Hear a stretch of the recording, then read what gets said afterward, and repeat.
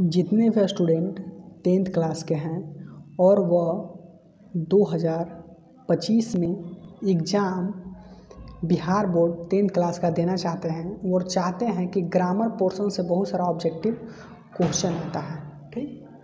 तो वो objective question कैसे सही करें और हम लोग 50 में 50 ऑब्जेक्टिव कर पाएँ। देखिए 50 में 50 ऑब्जेक्टिव ज़रूर कर पाएगा जब हमारा चैनल को आप ज्वाइन कीजिएगा, यानी हमारे चैनल से जितने भी ऑब्जेक्टिव क्वेश्चन आते हैं उसको कीजिएगा। तो चलिए हम जिन स्टूडेंट का बिहार बोर्ड स्टूडेंट जिनका 10th क्लास का हिंदी में अच्छा मार्क्स लाना चाहते हैं, तो आज हम लोग लाए हैं VVI ऑब्जेक्टिव कारक से, ठीक, हिंदी ग्रामर, जो कि कारक से जितने भी VVI प्रश्न बनेंगे उस सारे चीज़ों को हम देखने वाले हैं। तो चलिए हम स्टार्ट करते हैं।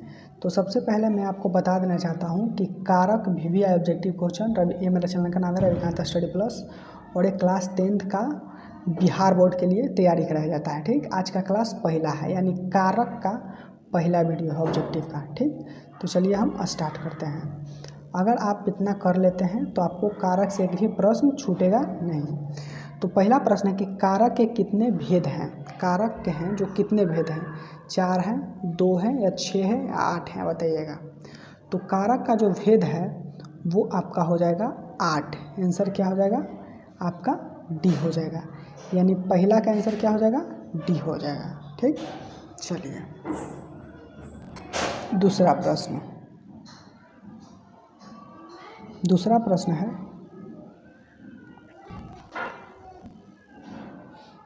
आपका जो दूसरा प्रश्न है वो ये है कि दयानंद की बहन पढ़ने में बहुत तेज है, इस वाक्य में कि कौन सा कारक है, बताइएगा। तो आपको बताइए, ये जो है कि दयानंद की बहन, ये क्या कर रहा है, एक रिलेशन बता रहा है, संबंध बता रहा है कि किसकी बहन, एकदम संबंध किसे कहते हैं, जिस पर अधिकार हो। तो ये संबंध बता रहा है कि किसकी बहन, दयानंद की बहन, यानी कि उसकी बहन, ये संबंध है, रिलेशन बता रहा है। तो रिलेशन बताता है उसको हम कहते हैं संबंध कारक। आंसर क्या हो जाएगा दूसरा का आंसर ए हो जाएगा, आंसर ए। संबंध कारक का ये कह सकते हैं कि कौन सा कारक है, संबंध कारक, ठीक। चलिए तीसरा प्रश्न।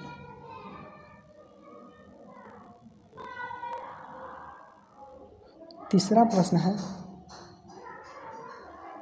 प्रश्न है कि बच्ची के लिए कपड़े खरीदना है, इसमें कौन सा कारक है। बच्ची के लिए कपड़े खरीदना है, कौन सी कारक है, कर्म कारक, संबोधन कारक या संप्रदाय कारक या संबंध कारक। तो इसमें देखिएगा तीसरा में वो देखिए संप्रदाय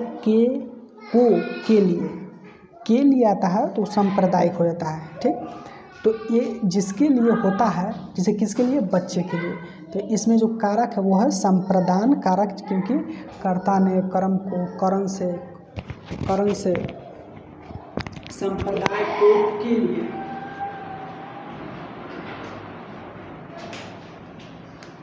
संप्रदाय को के लिए, ये चिन्ह ही है, तो के लिए तो हो जाएगा संप्रदाय कारक। आंसर क्या हो जाएगा आपका, आंसर आपका हो जाएगा सी।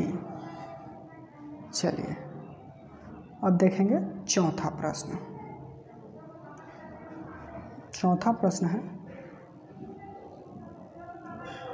प्रश्न यह है कि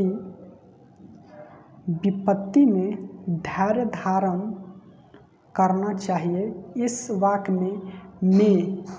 में कौन सा कारक है। विपत्ति में अधिकरण में पर, अधिकरण का क्या चिन्ह है, में पर, ठीक। तो संबंध कारक, अधिकरण कारक या कारक या संबोधन। तो चौथा का जो राइट आंसर हो जाएगा वो आपका हो जाएगा बी, यानी कि अधिकरण कारक, क्योंकि अधिकरण का जो चिन्ह है वो आपका है में और पर, यही क्या है, एक चिन्ह है, ठीक। चलिए पांचवा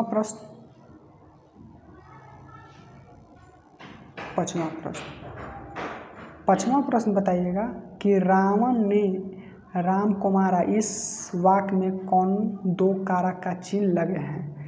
तो देखिए आपको पता है पचमा कि आगे देख लीजिए, कर्ता कारक या प्रधान कारक, कर्ता कारक या कर्म कारक, या करण कारक या संबंध कारक, कर्म या संप्रदान, बताइएगा पचमा का राइट आंसर।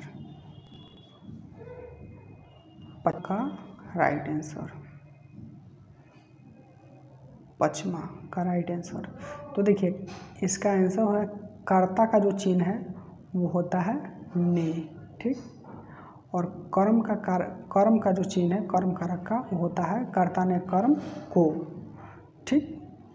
तो इस देखिए राम ने रावण को, यानी कि ने कर्ता कारक, और को किसको मारा? राम को मारा, रावण को मारा, तो को हो गया कर्म कारक, क्योंकि वो कर्म किया, क्या कर्म किया? मारने का कर्म किया। और कर्ता जो करने वाला कौन है? राम है, जो, ठीक। तो राम ने, ये हो गया कर्ता कारक, और किसको मारा? रावण को, यह कर्म कारक हो गया। तो इसका राइट आंसर हो जाएगा बी हो जाएगा, ठीक, कर्ता कारक और कर्म कारक। चलिए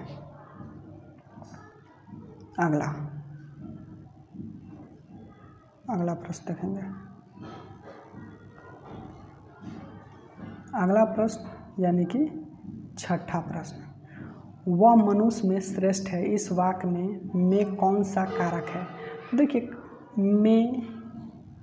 में या पर रहता है तो कौन सा कारक? अधिकरण कारक। तो आंसर क्या हो जाएगा आपका? डी हो जाएगा, ठीक, डी हो जाएगा। छठा का क्या हो जाएगा? डी। चलिए अब देखेंगे सातवां प्रश्न।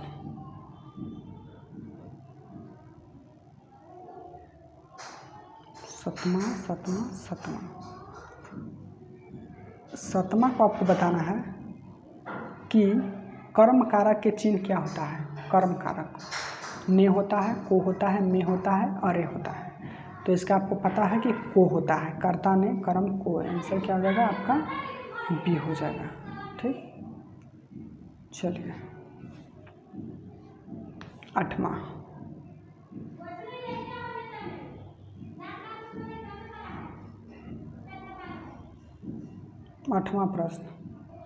आठवां प्रश्न है कि मैंने राम को पुस्तक दी, इस वाक्य में राम को, याद रखिएगा, राम को कौन सा कारक है? अब देखिए मैंने, ने लगा तो कर्म कर्ता कारक, और देखिए जिस पर क्रिया, जैसे कि जो जिस पे क्रिया हो, यानी किसको? राम को, तो ये हो गया कर्म कारक। तो को लगता है चिन्ह, जैसे आपके कर्म कारक का क्या चिन्ह है? को, तो इसलिए हो जाएगा कर्म कारक, ठीक। आंसर क्या हो जाएगा आपका? बी हो जाएगा। आठवां का क्या हो जाएगा? बी, ठीक। चलिए आगे देखिए, अब बताना है कि कर्ता कारक का चिन्ह क्या है?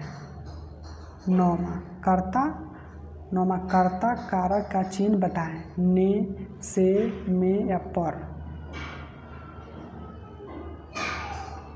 तो नौवां का राइट आंसर हो जाएगा कर्ता ने, यानी कि कर्ता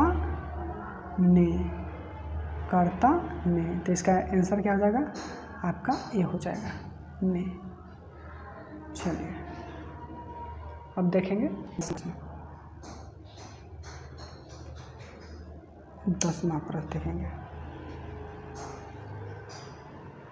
10वां प्रश्न है कि अमृता कलम से लिखती है, इस वाक्य में से में कौन सा कारक है? से में कौन सा कारक है? तो जिस क्रिया को करने के लिए जिसका उपयोग होता है उसी को कहते हैं करण कारक। तो कलम से, किससे लिख लिया? कलम से। तो से यहाँ पर हो गया करण कारक। आंसर क्या हो जाएगा आपका? सी। Answer C. चलिए 11वां प्रश्न देखेंगे। 11वां प्रश्न, इसको आपको बताइएगा, ये अभी मैं आपको कराया हूँ। 11वां प्रश्न, राम की गाय अच्छी है, इसमें किस कारक का चिन्ह है? तो देखिए राम की गाय, ये अधिकार बता रहा है, संबंध बना, किसकी गाय? राम की। तो कर्ता कारक है या संबंध कारक है, संप्रदान कारक है, अवदान कारक है। तो 11वां को आंसर हो जाएगा, 11वां का जो आंसर हो जाएगा वो हो जाएगा संबंध कारक, का कि जो है वो संबंध बता रहा है। आंसर आपका बी हो जाएगा। चलिए अगला प्रश्न देखते हैं, यानी कि 12 प्रश्न। 12 प्रश्न है कि वो पुरुषों में श्रेष्ठ है। इस वाक्य में कौन सी, इस वाक्य में किस कारक का चिन्ह है? तो में पर क्या होता है? में पर अधिकरण कारक होता है। ठीक, अधिकरण। तो इसका राइट आंसर क्या हो जाएगा? अधिकरण, यानी कि D is a correct answer. Okay, अब देखिए 12 प्रश्न आज का लास्ट प्रश्न था। अब देखिए पीडीएफ कहाँ मिलता है, देखिएगा ध्यान से कि पीडीएफ कहाँ मिलेगा। पीडीएफ कहाँ मिलेगा? तो वीडियो के डिस्क्रिप्शन बॉक्स में जाइएगा, वहाँ पर लिखा है पीडीएफ लिंक, उस पर क्लिक कीजिएगा तो आपको पीडीएफ मिल जाएगा। ओके, और डाउनलोड भी हो जाएगा। रिवीजन कीजिए।